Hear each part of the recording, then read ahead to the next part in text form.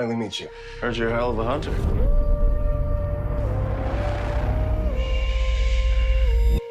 We're attacked by wolves. Wolves? There haven't been wolves in this area for years.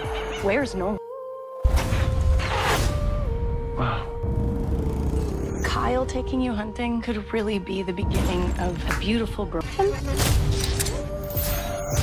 Is he alive?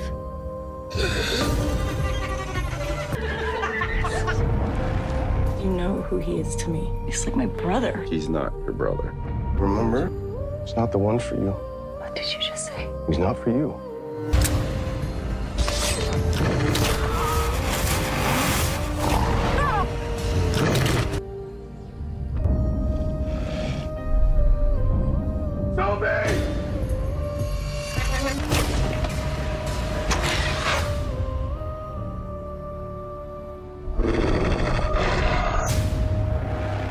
Welcome back दोस्तों। आज की कहानी बहुत ही interesting होने वाली है। चले टाइम वेस्ट किए बगैर स्टार्ट करते हैं। कहानी की शुरुआत एक जंगल से होती है। जंगल में एक आदमी को दिखाया जाता है जो जख्मी हालत में रेंगते हुए जा रहा होता है। ऐसा लगता है कि किसी बड़े जानवर ने इस पर हमला किया है। आदमी थोड़ा सा आगे जाते ही अपना दम तोड़ देता है। आदमी कौन था, कहां से था, यहाँ पर क्या कर रहा था, इसके बारे में अभी कुछ नहीं बताया जाता। आगे जाकर हमें पता चलेगा कि ये आदमी कौन था, एक बेवकूफ इंसान था या समझदार था। सीन शिफ्ट होता है एक आदमी पर जो मोटरसाइकिल पर सवार, जिसका नाम माइक है, एक घर की तरफ जा रहा होता है। वो घर दरअसल इसकी बहन स्टीला का है। घर में स्टीला और इसका हस्बैंड जॉर्डन रहते हैं। माइक घर पहुंचता है और अपनी बहन से मिलता है। स्टीला इससे मिलकर बहुत खुश होती है। माइक अपनी बहन स्टीला से कहता है कि मैं यहाँ पर शिकार करने के लिए आया हूँ, मुझे 2 दिन यहाँ पर स्टे करना है, इसके बाद मैं शहर वापस चला जाऊँगा। स्टीला माइक को रोकती है और कहती है कि ये जंगल है, यहाँ पर अनगिनत खतरे हैं, यहाँ पर तुम्हारी जान भी जा सकती है। लेकिन माइक स्टीला की जरा भी नहीं सुनता।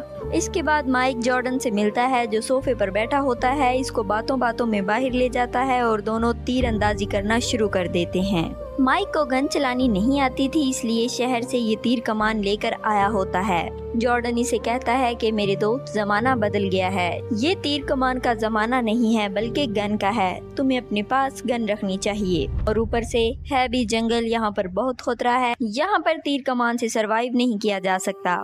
माइक जॉर्डन की बात मान लेता है और तीर कमान को एक तरफ रखकर जॉर्डन की गन ले लेता है।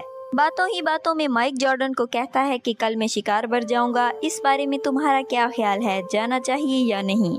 अगर जॉर्डन तुम जाना चाहते हो तो तुम मेरे साथ आ सकते हो, नहीं तो मैं अकेला ही चला जाऊंगा। जॉर्डन उसे कहता है कि नहीं, हम दोनों जाएंगे, अगर कोई जानवर हम पर हमला करता है तो हम एक दूसरे की मदद करें, बच सकते हैं। दिन गुजरता है, अगली सुबह आती है। ये दोनों जंगल में शिकार करने के लिए निकल पड़ते हैं। अब ये दोनों जंगल के बीच में होते हैं। इनको एक हिरन नजर आती है। माइक अपनी तीर से हिरन पर अटैक करता है। 2 तीरों से वो हिरन को मार गिराता है। इसी वक्त एक और हिरन नजर आती है। जॉर्डन अपनी गन से इसी हिरन पर अटैक करता है। हिरन जख्मी हो जाती है। ये दोनों जख्मी हिरन के पास जाते हैं, लेकिन हिरन वहाँ से गायब होती है। वो हिरन का पीछा करते हैं, लेकिन हिरन इनको नहीं मिलती। वो थक कर वापिस आते हैं और इसी पहली हिरन के पास तब माइक और जॉर्डन क्या देखते हैं कि एक बड़ा खूनकार भेड़िया इसी पहली मरी हुई हिरन को खा रहा है। भेड़िया बज़ाहिर नजर तो आता था कि ये आदमी का ट्रेन किया हुआ है। हेलो गाइस, मैं हूँ प्रीशा और आप देख रहे हैं प्रीशा एक्सप्लेन चैनल। ये वीडियो आपको कैसी लग रही है आप लाइक करके जरूर बताइएगा। और अगर आपकी कोई फेवरेट मूवी है जिसको आप एक्सप्लेन करवाना चाहते हैं तो इसका नाम हमें कमेंट करके जरूर बताइएगा। और चैनल को जरूर से सब्सक्राइब कर लीजिएगा और बेल आइकन को ऑन रखिएगा, ताकि जो वीडियो आपकी फरमाइश पर हम अपलोड करें उसका नोटिफिकेशन आपको जल्द से जल्द मिल सके। एक और चौंका देने वाली बात ये थी कि ये एक भेड़िया नहीं बल्कि भेड़ियों का झुंड था जो यहाँ पर हिरन के खून की खुशबू सूंघकर आ गए थे। अब माइक और जॉर्डन की फट के 2-4 हो जाती है। इससे पहले कि ये दोनों कुछ करें, भेड़िया जॉर्डन पर हमला कर देता है।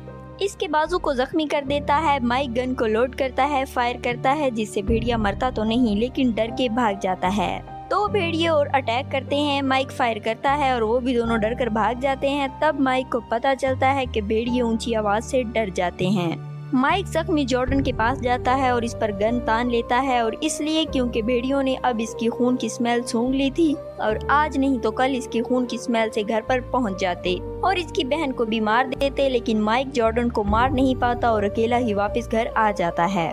जॉर्डन को वहाँ पर जख्मी हालत में छोड़कर माइक घर पहुँचता है और अपनी बहन को सब कुछ बता देता है कि किस तरह हम पर हमला हुआ और जॉर्डन जख्मी है और मैं इसको वहीं पर छोड़ आया, वो इसलिए क्योंकि भेड़िए कल हम पर भी हमला कर सकते हैं।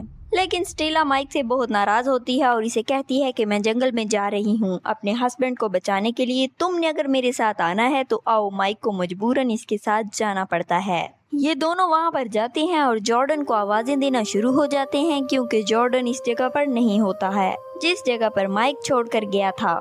यहाँ ये दोनों गलती करते हैं जॉर्डन को आवाज देकर, क्योंकि अब भेड़ियों को इन दोनों के लोकेशन का पता चल गया था।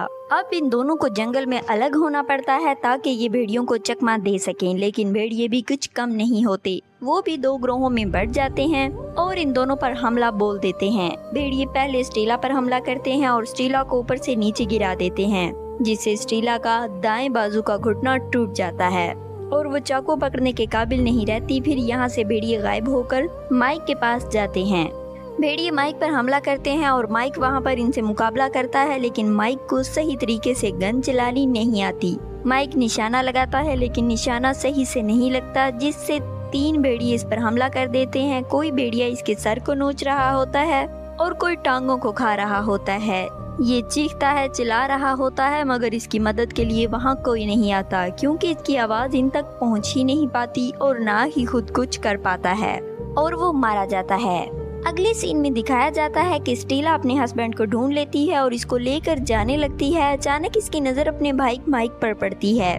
इसके पास जाती है और देखती है कि इसका सर और टांग ही नहीं होती और समझ जाती है कि मेरा भाई मारा गया। बहरहाल वो अपने आप को संभालते हुए और अपने हस्बैंड को सहारा देते हुए माइक की बाइक पर पहुंचती है और अपने हस्बैंड को बाइक पर बिठाकर अपने घर की तरफ निकल पड़ती है। तो गाइस, मूवी का अंत यहीं पर होता है। मैंने पूरी मूवी देखी है, मुझे इसमें कुछ खास नहीं लगा सिवाय एक चीज के कि अगर कोई अपने से बड़ा एक काम से मना कर रहा हो तो इससे मना हो जाना चाहिए। जिस तरह इस मूवी में स्टेला ने अपने भाई को मना किया था शिकार करने से, लेकिन इसका भाई ना माना और अपनी जान से हाथ धो बैठा। इसीलिए हमें चाहिए कि हमें अपने बड़ों का कहना मानना चाहिए।